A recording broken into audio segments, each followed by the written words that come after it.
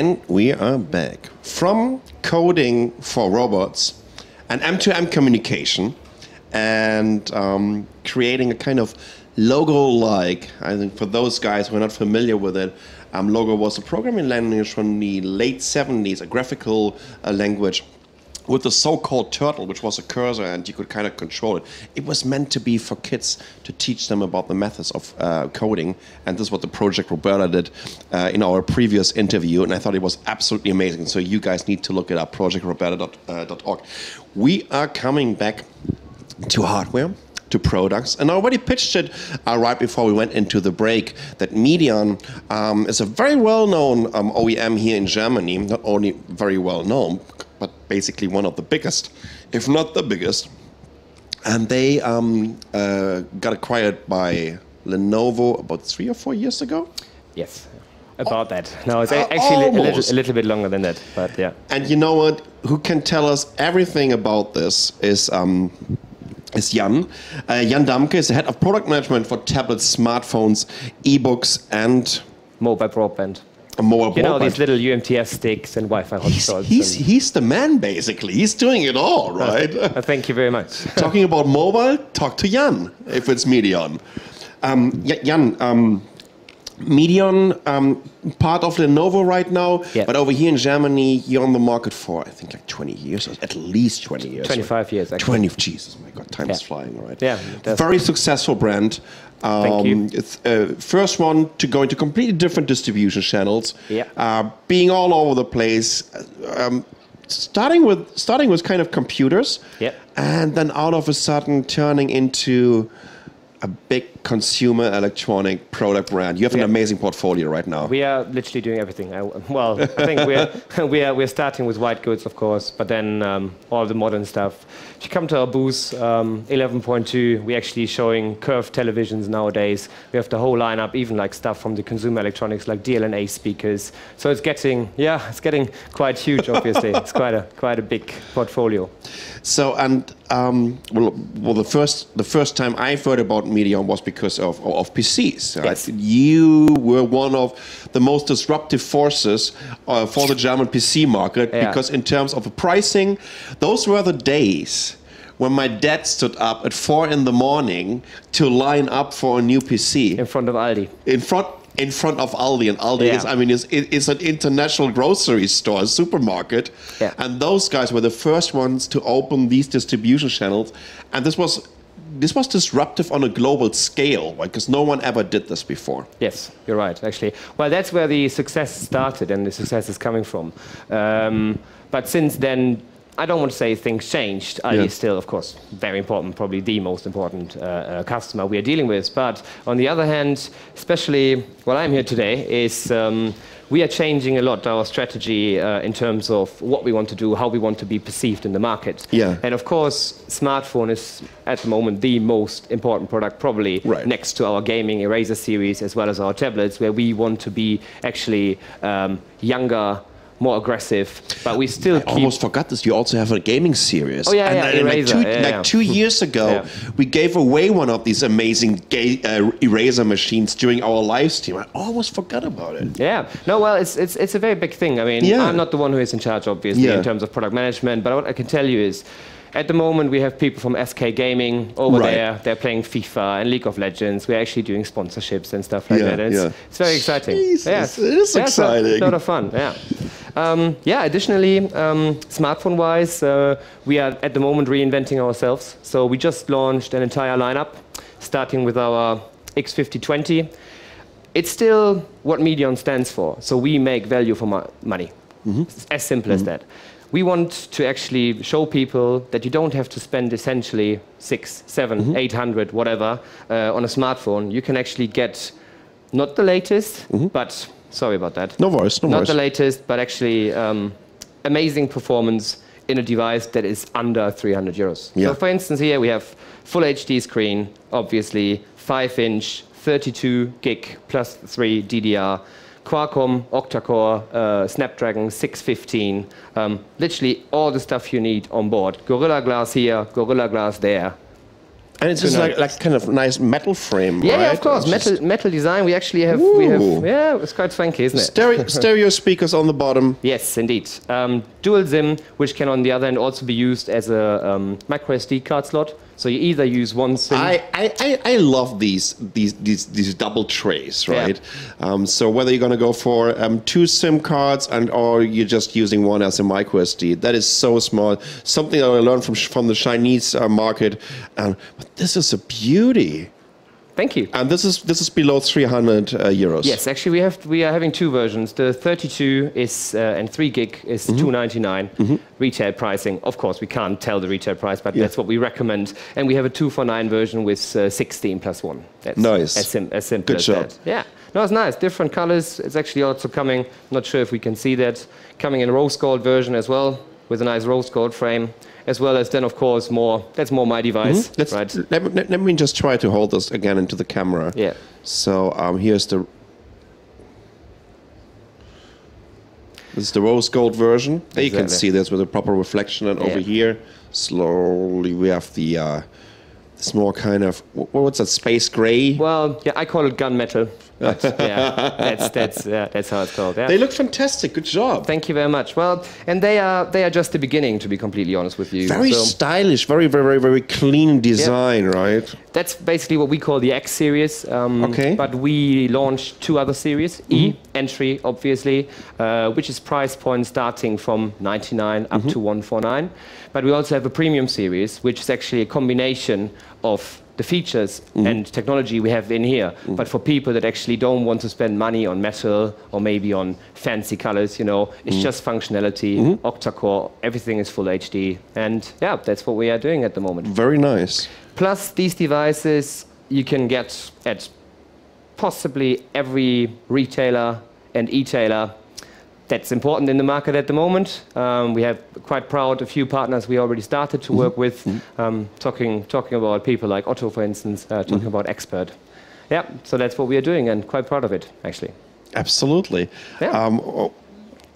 This is not going into the Aldi distribution. Well, we will have a device that we are also going to sell together with Aldi, and but not all the items. So I mean, it's a normal channel strategy. Of course, we need to think a little bit bigger. We want to actually get more customers.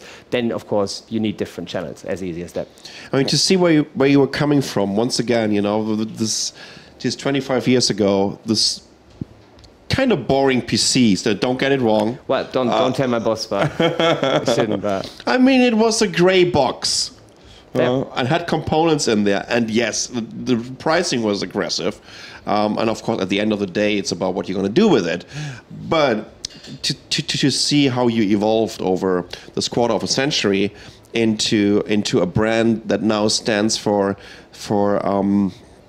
some very stylish and sleek design. Yeah, that's what we do. And for a device that has the potential to be very, very popular in a market where you started about 4 years ago.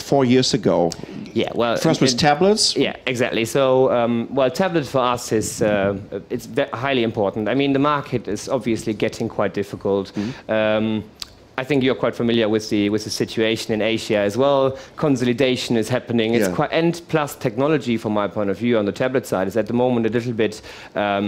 How can I say that? It's not going anywhere at the moment. It's just always the same. It's the same panels. There's not much that actually differentiates a tablet from any other in the market, really. So what we are trying to do there as well is we are design focused, value for money focused. If you come to our booth, you will actually see that the whole lineup, starting from 7-inch up to 11.6, is one design, nice metal, with all the stuff you literally need to just enjoy your social and some videos on your nice tablet. How important is this to have this kind of corporate design, this corporate identity over your portfolio? I would say it's very important. First of all, we have design offices. A lot, of course, is done in Germany, but we're also cooperating with offices all over the world. We have a team in Shanghai. And obviously for us, and that's also what I did when I started, we changed the strategy a little bit and decided what we need in the first place is customers need to realize, okay, this is a Medion product, this is a Medion product, and it's all the same. Speak the same language, literally. So it's getting more and more important. So, just to talk about these devices again, you've mentioned already a couple of channels, a couple of retailers. Do you know anything about the availability? Are you already allowed to talk about the availability? Of course. So X5020 is starting to selling as of end of September, beginning of October. Our other series are already available. You can either buy them directly from Medion. Some partners launched them already as well, so they're not really hard to find. Just type it in, Google, Medion, EP, X series, not a big deal. Yeah. Is this meant to be for the German market? Is this becoming European? At the moment, we are focused on Germany and Austria. Yeah.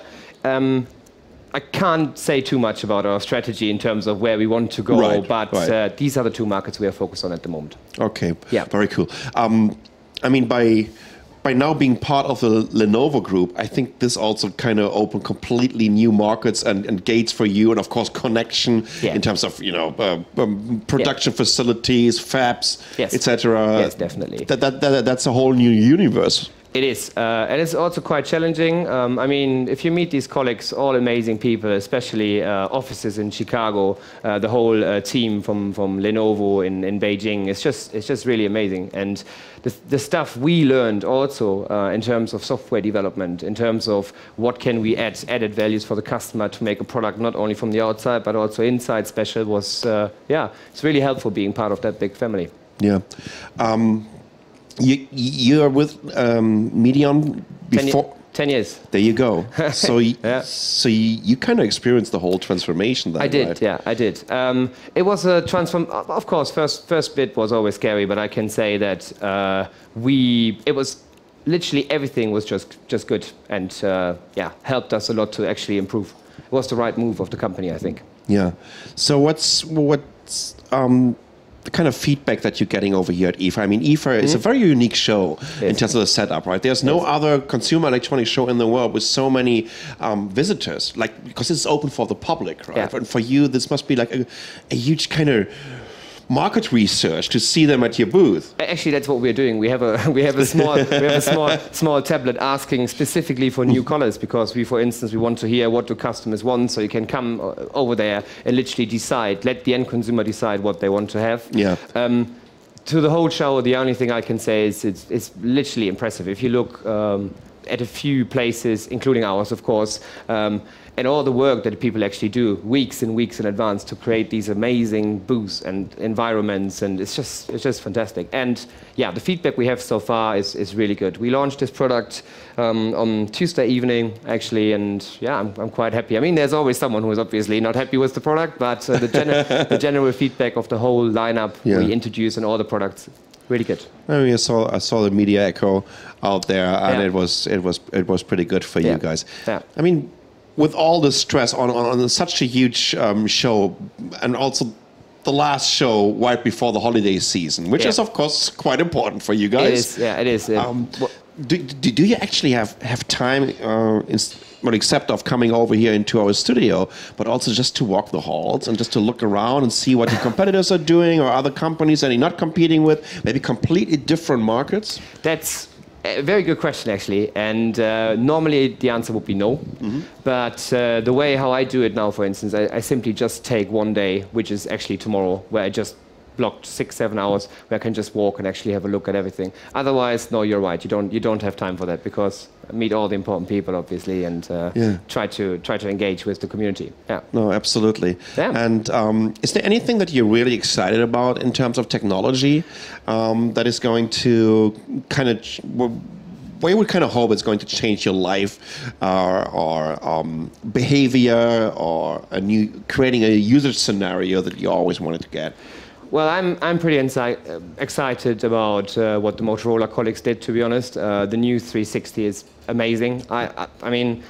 there we go. Yeah, well, it's not the new one. I'm still using the old one, obviously. Yeah. But what I really like is, and what brands do at the moment, quite a few, they actually change from being just hardware manufacturer and brand now, and two areas are coming together. So for watches, this is not only tech industry anymore, this is style industry. So we are talking about different materials they are using. They have to connect with all these people from the watch industry to actually create a product that is not only functional, but it's also actually quite nice. So that is the quite exciting bit for me here. Apart from that, completely honest with you, there was nothing where I would say, wow, that was the newest invention of the year. I'm not sure. How do you see it? Is there anything that is surprising you a lot this year?